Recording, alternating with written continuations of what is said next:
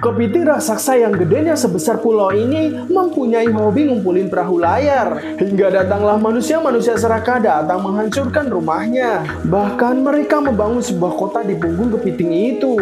Dan inilah kisah awal kehidupan kepiting raksasa.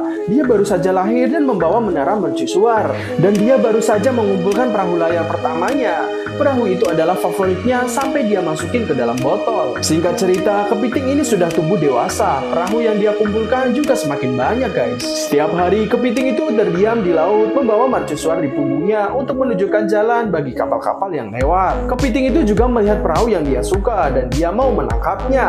Tapi ternyata capitnya terlalu berat untuk dia angkat. Akhirnya dia gagal menangkap perahu itu.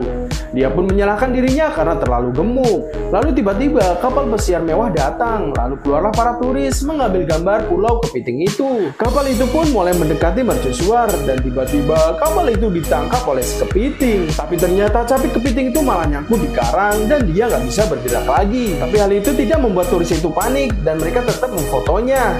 Bahkan mereka membuat jembatan untuk turun ke pulau kepiting itu.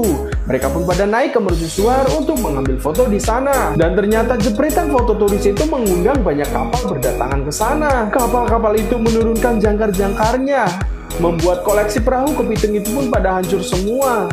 Kepiting itu sangat jengkel melihatnya, tapi untunglah perahu favoritnya itu masih aman. Dia pun menaruh perahu itu di bawah badannya agar terlindungi. Tiba-tiba ada kamera datang memfoto wajah kepiting itu. Foto itu dipost di media sosial hingga viral. Dan dengan cepatnya tempat itu pun dipenuhi para wisatawan untuk berlibur bersantai dan bersenang-senang di sana, tanpa memperdulikan kehidupan kepiting di bawahnya. Bahkan akhirnya di punggung kepiting itu dibangun sebuah kota wisata megah. Kepiting raksasa itu nggak tahan ingin berontak, tapi dia urungkan niatnya karena melihat perahu kesayangannya itu masih aman. Hingga tiba-tiba manusia menaruh papan gambar di mercusuar.